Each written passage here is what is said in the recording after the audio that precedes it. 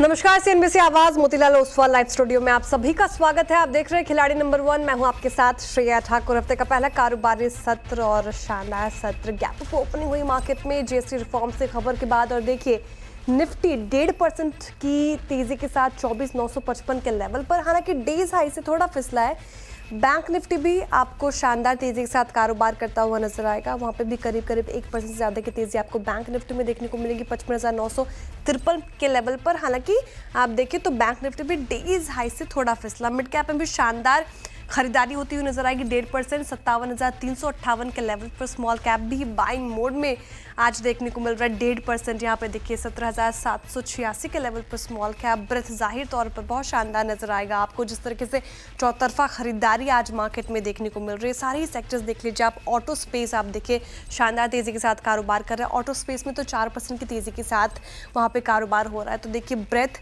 झुकाव जो है वो बढ़ने वाले शेयर्स की तरफ है। 2001 ऐसे स्टॉक्स जहाँ पर खरीदारी होती हुई नजर आ रही है। 709 स्टॉक्स मात्र जहाँ पर बिक वाली हावी एक बार कॉन्ट्रीब्यूटर प्लेट रखते हैं आपकी स्क्रीन पर, ताकि आपको अंदाजा हो जाए कौन सा सेक्टर से ज़्यादा आज साथ मिलता हुआ नजर आ रहा है, कौन से ऐसे स्टॉक्स हैं जो बाजार को बूस्ट कर रहे हैं। फिलहाल हैवी वेट स्टॉक्स आपको नजर आएंगे। देखिए ऑटो स्पेस में जिस तरीके से आज खरीदारी होती हुई नजर आ रही है, वहाँ के ज़्यादा मैक्सिमम स्टॉक्स आपको नजर आएंगे। इसके अलावा देखिए जैसा कि मैं बात कर रही थी, महिंद्रा एंड महिंद्रा, मारुति सुजुकी जैसे स्टॉक्स सपोर्ट कर रहे। HDFC bank, ICICI bank heavy weights आज इसमें शामिल। वहीं एलएनटी, इन्फोसिस, आईटी फ्लैट है। तो इन्फोसिस, इसके अलावा आप देखें आईटीसी, एचसीएल टेक और एलएनटी यहाँ पे थोड़ी बिकवाली। एक बार बैंक निफ्टी का भी कंट्रीब्यूटर प्लेट रख देते हैं स्क्रीन पर। और देखिए HDFC, ICICI, Kotak, axis bank सभी तेजी में साथ दे रहे हैं। और गिरकर कोई भी ऐसा बैंक निफ्टी में स्टॉक्स नहीं है जो फिलहाल कारोबार कर रहा है। तो मूड माहौल मार्केट का काफ़ी दिनों बाद आज अच्छा लग रहा है जीएसटी रिफॉर्म के तोहफे के बाद, जो कि प्रधानमंत्री नरेंद्र मोदी ने 15 अगस्त को यानी कि स्वतंत्रता दिवस के दिन हमें दी। और तब से देखिए आप पूरी उम्मीद जताई जा रही थी कि मार्केट में आज ऐसी गैप अप ओपनिंग होगी।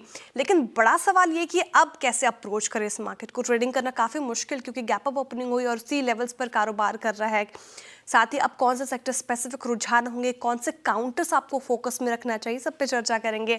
और हमारे खिलाड़ी हमारे साथ मौजूद हैं। इस पूरे हफ्ते हमारे साथ शो में मौजूद होंगे इक्विनॉक्स रिसर्च के पंकज रांधर जी, ग्लोब कैपिटल के गौरव शर्मा जी, आईडीबीआई कैपिटल के क्षितिजा साल्वी जी। श्वेता जी हमारे साथ शो में पहली बार जुड़ रही हैं, तो क्षितिजा जी और सभी हमारे खिलाड़ियों को वेलकम, वेरी गुड मॉर्निंग आप तीनों को ही। क्षितिजा जी आपसे शुरुआत करना चाहूँगी। पहले तो स्वागत है आपका शो में सीएनबीसी आवाज़ पर। मार्केट को कैसे रीड कर रही हैं आप? गैप अप ओपनिंग हुई, उसके बाद एक तरफा तेज़ी, हालांकि अब डेज हाई से थोड़ा फिसला है, और चौतरफा खरीदारी। यहाँ पर क्या अप्रोच, कौन से लेवल्स आपको इंपॉर्टेंट लग रहे हैं, क्या करना चाहिए? First of all thank you for giving me this opportunity. अभी हम लोग देखें मार्केट में तो ये जो जीएसटी ने गवर्नमेंट ने जो जीएसटी का अनाउंसमेंट किया है, तो एक पॉजिटिव सेंटीमेंट है। बट टेक्निकली भी हम लोग देखें तो ओवरऑल मार्केट जो था वो ऑल्सो जोन में था। तो मुझे ये लग रहा है कि आज भी हम लोग एक थोड़ा बहुत बाउंस देख सकते हैं, शॉर्ट टर्म रैली देख सकते हैं। निफ्टी के लिए देखें तो प्रीवियस जो रेजिस्टेंस था 25,200 का, ये भी जैसे निफ्टी क्रॉस और सस्टेन करता है ये लेवल, तो हम लोग यहाँ से 26,000 लेवल देख सकते हैं। बैंक निफ्टी भी देखें तो बैंक निफ्टी का जो प्रीवियस रेजिस्टेंस था 56,400 और 56,500 लेवल का, जैसे ही बैंक निफ्टी इसके ऊपर सस्टेन करता है, तो मुझे लगता है ये बैंक निफ्टी में हम लोग रैली देख सकते हैं 57,500 की। तो ये मेरा व्यू रहेगा फिलहाल ये वीक के लिए निफ्टी और बैंक निफ्टी के लिए। ओके क्षितिजा जी से ये दो लेवल्स आपको रडार पर रखना चाहिए, निफ्टी और बैंक निफ्टी के लेवल्स बता दिए गए हैं। गौरव शर्मा जी आपकी रीडिंग क्या कहती है? माफ कीजिएगा आप। हाँ जी जी बताइए। Yeah you are very audible, loud and clear, please go ahead. Thank you. So good morning everyone. Thanks for having me on the show today. बाजार के अंदर जीएसटी रिफॉर्म्स के बाद एक खासी तेजी ऑलरेडी आ गई है। एक अच्छे गैप अप ओपनिंग हुई थी आज के ट्रेडिंग सेशन में, और उसके बाद बाजार ने अपना मूव एक्सटेंड किया। 25,000 के आंकड़े के पार गया बाजार, लेकिन अभी उससे थोड़ा सा प्रॉफिट टेकिंग के साथ ट्रेड कर रहा है। हैविंग सेड दैट, यहाँ हमारा व्यू क्लियर कट अब बाय साइड का है। जिस तरीके से जीएसटी कट और जो उसके इम्पैक्ट आने वाले क्वार्टर्स में नज़र आएँगे वो इंडियन इकोनॉमी के लिए एक अच्छा बूस्ट लेकर आएगा, कंपनीज़ के लिए अच्छा बूस्ट लेकर आएगा। देयरफॉर एक मीडियम टर्म अप्रोच के लिए हमारा व्यू क्लियरली पॉजिटिव साइड पे इंक्लाइंड है। अब कोई भी डिप अगर हम शॉर्ट टर्म पे देखते हैं, यहाँ से 150-200 पॉइंट का अगर कोई डिप आता है, वेदर इट इज़ इंट्राडे या कल तक में, तो उसे भी एक बाइंग अपॉर्च्युनिटी की तरह ही कंसीडर करना चाहिए। Okay, mid term outlook positive है काफ़ी मार्केट का, बिल्कुल ज़ाहिर तौर पे जिस तरीके से खबरें आई है मार्केट उसको काफ़ी पॉजिटिवली ले रहा है। पंकज जी, आपकी रीडिंग क्या कहते हैं? सेक्टर स्पेसिफिक थोड़ा मैं आपसे जानना चाहूँगी। ऑटो जैसे स्पेस में आज काफ़ी अच्छी खरीदारी होती हुई नज़र आ रही है, कंज्यूमर ड्यूरेबल्स देख लीजिए, रियल्टी स्पेस सभी में अच्छी खासी तेज़ी। क्या अप्रोच करें? जी, good morning Shreya ji and good morning to everyone. Shreya ji देखिए कि अगर सेक्टर की बात करते हैं तो बैंकिंग के अंदर प्राइवेट बैंकिंग्स है या फिर कंज्यूमर ड्यूरेबल्स रिलेटेड कोई स्टॉक्स हो, तो वो सारे के सारे बढ़िया लग रहे हैं। मुझे लगता है कि यहाँ से आगे अगर हम लोग मार्केट को देखेंगे तो क्लियर कट व्यू तो बाय का ही बन रहा है। जिस तरीके के न्यूज़ निकल कर आ रही है मार्केट में वो काफ़ी कॉन्फिडेंट है और जो शानदार मूव है वो एंटिसिपेशन जो है अभी मार्केट का वो कंटिन्यू रह सकता है। तो बाय ऑन डिप्स की रणनीति होनी चाहिए। अगर कोई भी डिप मिले वहां पे तो खरीदारी की सलाह रहेगी। सेक्टरल की अगर बात करते हैं तो सिर्फ ऑयल एंड गैस और फार्मा जो है वो कंपैरेटिवली थोड़े से ड्रैगिंग दिख रहे हैं। हेल्थ सेक्टर के अंदर थोड़ा सा पेन दिख रहा है कंपैरेटिवली, बट ओवरऑल सभी 50% के ऊपर ही पॉजिटिव नोट के साथ में चल रहे हैं। तो मुझे लगता है कि कोई भी डिप मार्केट में थोड़ा बहुत मिलता है तो बाइंग की अपॉर्चुनिटीज ढूंढनी चाहिए श्रेया जी। ओके, तो कोई भी डिप मिले मार्केट में तो बाइंग अपॉर्चुनिटी के तहत आप उसको देख सकते हैं। ये स्ट्रैटेजी आपको मार्केट में अपना के चलनी चाहिए। चलिए, आप तीनों के पास थोड़ी देर में वापस आऊंगी, लेकिन उससे पहले अब बात करते हैं ब्रिगेड एंटरप्राइजेस के मैनेजमेंट से। Q1 में कंपनी की रेवेन्यू 19% और मुनाफा 79% बढ़ा है। एबिटा में भी 11% का ग्रोथ हमें देखने को मिला है, लेकिन मार्जिन में थोड़ा दबाव रहा। नतीजों और ग्रोथ आउटलुक पर बात करने के लिए हमारे साथ कंपनी के CFO जयंत बी जी जुड़ रहे हैं। जयंत जी, स्वागत है आपका CNBC आवाज़ पर। Very good morning. सबसे पहला सवाल तो ये होगा कि नतीजे अच्छे रहे लेकिन मार्जिन पे थोड़ा दबाव, इसके पीछे का कारण क्या देख रहे हैं? साथ ही अब मार्जिन का आउटलुक क्या है आने वाले क्वार्टर्स में? मार्जिन के बारे में एक चीज मैं आपको बताना चाहूंगा कि जो हमारा ऑलमोस्ट 70-74% है, there we follow Ind AS accounting, which is based on the completed contracts method. That means the revenue comes to the profit and loss account only at the time of delivery and possession of the goods units which is given. And therefore, depending upon which project is under handover, वो हिसाब से margin reflect होता है। और ये quarter में हमारा एक प्रोजेक्ट जो प्रोजेक्ट्स आए हैं जो 3 साल पहले लॉन्च किए हुए थे, सो उनका उनका मार्जिन प्रोफाइल अलग है and that is what is reflecting into the profitability. Secondly, there is also some one-time cost of a project which is towards the end of the project that has come in.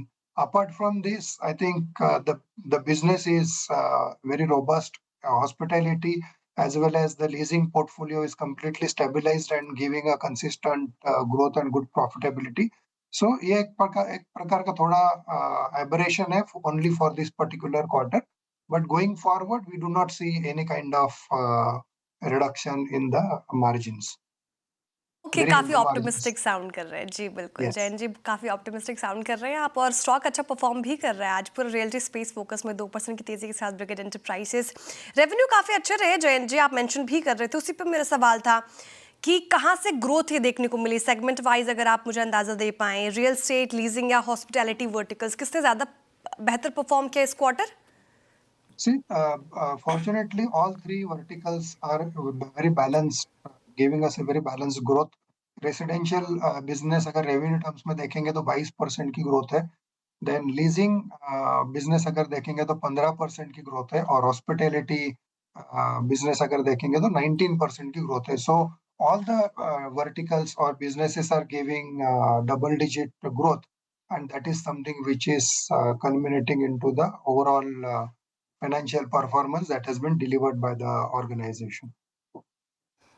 Okay, Jain ji, आपकी अगर मैं बात करूँ futures की लेकर, तो कोई ऐसे लॉन्चेस जो आपकी पाइपलाइन में अभी आने वाले समय के लिए आप देख रहे हैं, जो अभी फिलहाल आप उसके ऊपर बात करना चाहेंगे? सो जैसे कि हमने बोला है that almost 12.9 million square feet of residential projects will be our upcoming launches in next 4 quarters.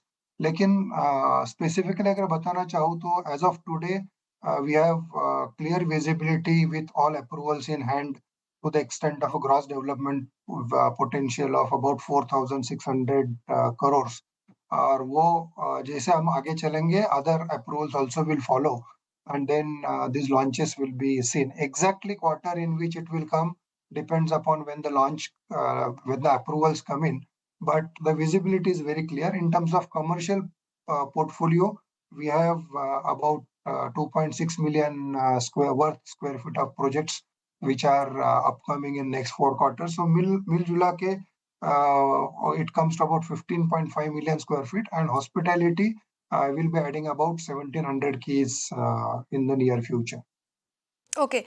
Jain ji, अभी आप फिलहाल आपकी प्रेजेंस बेंगलुरु, चेन्नई, हैदराबाद, मैसूर, कोची, तिरुवनंतपुरम और गिफ्ट सिटी गुजरात में है। इसके अलावा कहीं और स्टेट में, सिटी में आप पैर पसारने का सोच रहे हैं? अभी तो फिलहाल हमारा focus purely to grow the business in Hyderabad and Chennai, क्योंकि ये दोनों मार्केट में there is a lot of depth available and considering our current base हमारे लिए ग्रोथ की बहुत बड़ी अपॉर्चुनिटी है। तो आज के डेट में अगर देखेंगे तो पूरा focus efforts everything is focused on getting this potential unlocked. And as I said, hospitality में जो विजिबिलिटी है 1700 की ऐड करने की, उसके ऊपर भी पूरा फोकस लगा रहेगा। फिलहाल अभी इमीडिएटली तो कोई नए मार्केट का प्लान नहीं है। ओके जैन जी, बहुत शुक्रिया आज हमारे साथ आप जुड़े और तमाम सवालों के आपने इतनी अच्छी तरीके से जवाब दिए। बहुत शुक्रिया आपके वक्त के लिए and all the very best for upcoming quarter. आप चलिए अब हाँ आगे बढ़ते हैं। और मार्केट अच्छा ही कारोबार कर रहा है फिलहाल। तो ब्रिगेड एंटरप्राइजेस जिसकी बात हो रही थी, डेज हाई पर फिलहाल कारोबार करता हुआ नजर आएगा। वक्त हो चुका है एक छोटे से ब्रेक का। ब्रेक के बाद फिर हाजिर होते हैं। आप देखते रहिए CNBC आवाज़। Welcome back. आप देख रहे हैं खिलाड़ी नंबर 1 CNBC आवाज़ पर। चलिए अब पिक्स की शुरुआत करते हैं। ऐसे मूड मोहन में कौन से स्टॉक्स आपको कमाई करवा के दे सकते हैं, ये सब समझते हैं हमारे खिलाड़ियों से। पंकज जी बताइए, पहला स्टॉक क्या चुना है आपने?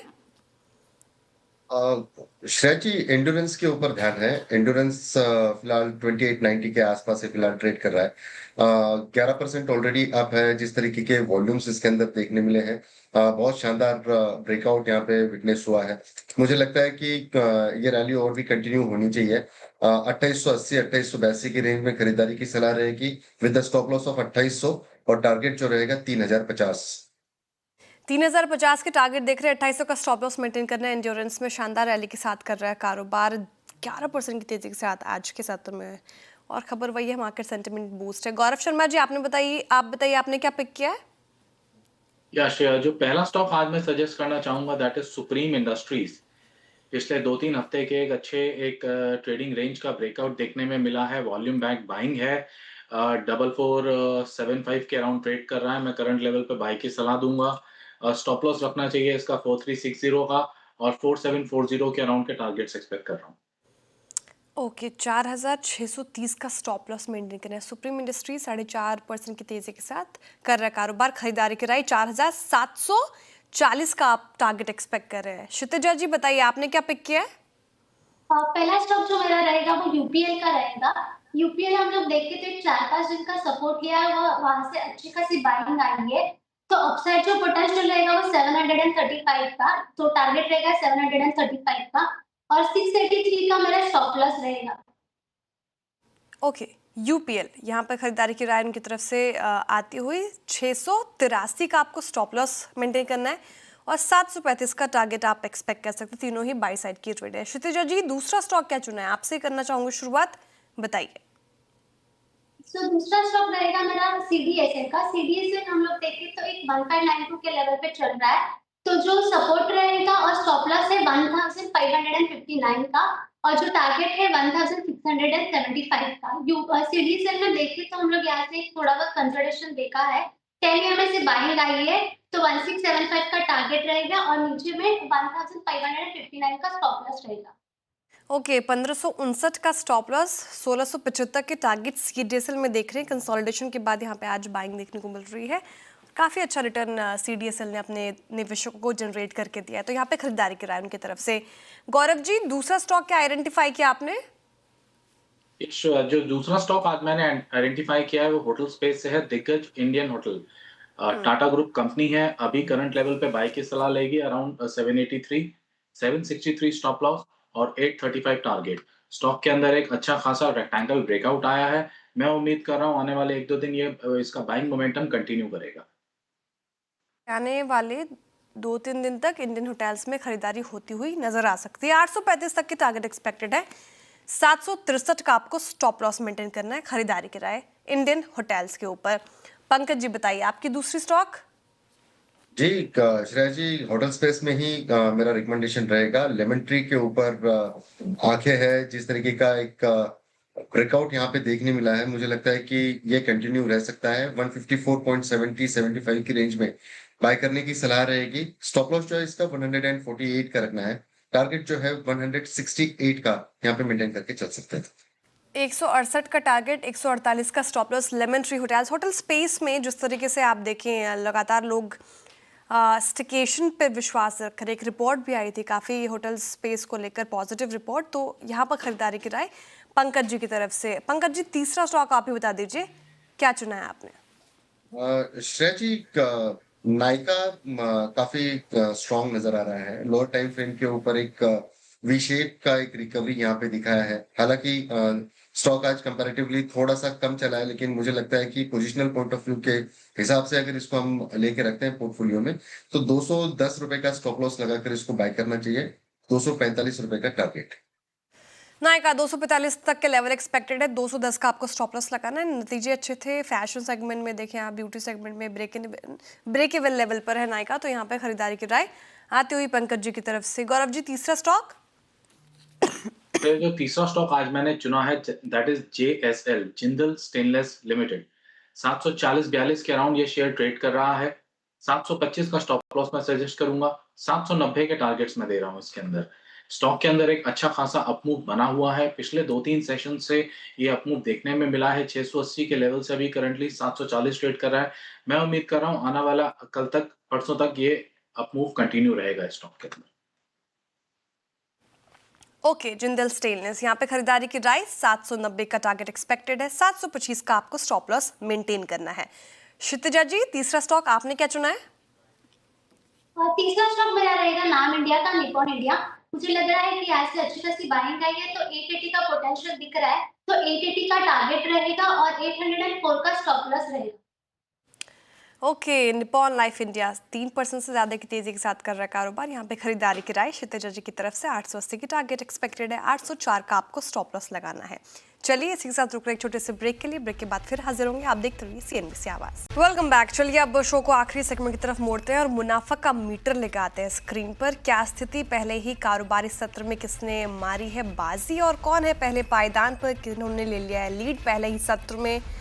तो पॉजिटिव रिटर्न गौरव शर्मा जी के पोर्टफोलियो से आता हुआ नजर आ रहा है। इनका पोर्टफोलियो 0.1% के करीब तेज होकर कर रहा है कारोबार। क्षितिजा जी का पोर्टफोलियो आधा फीसदी करीब पॉजिटिव रिटर्न देता हुआ नजर आ रहा है। पंकज आंध्र जी का पोर्टफोलियो थोड़ा भी नेगेटिव साइड पे, करीब आधा फीसदी का नेगेटिव रिटर्न इनके पोर्टफोलियो से मिल रहा है। तो ये स्थिति मुनाफा का मीटर, ये हमारे पोर्टफोलियो की, हमारे खिलाड़ियों की। कोई भी अपडेट इनकी तरफ से वो मिड कैप मंत्रों में लेकर आएंगे। बहुत शुक्रिया आप तीनों का हमारे साथ जुड़े रहने के लिए और तमाम पिक्स बताने के लिए। चलिए इस शो से फिलहाल इतना ही। अब सीधे मुलाकात हो गई कमाई का अड्डा में। आप देखते रहिए CNBC आवाज़।